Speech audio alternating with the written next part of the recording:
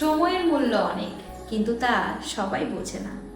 একটা বছরের মূল্য কি একমাত্র সেই বলতে পারে যে গত বছর ফেল করে একটা গোটা বছর বাড়িতে বসে কাটাচ্ছে।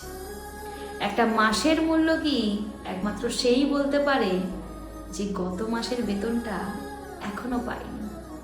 একটা সপ্তাহের মূল্য কি একমাত্র সেই বলতে পারে যে একটা গোটা সপ্তাহ হসপিটালের বেডে কাটিয়ে এসছে।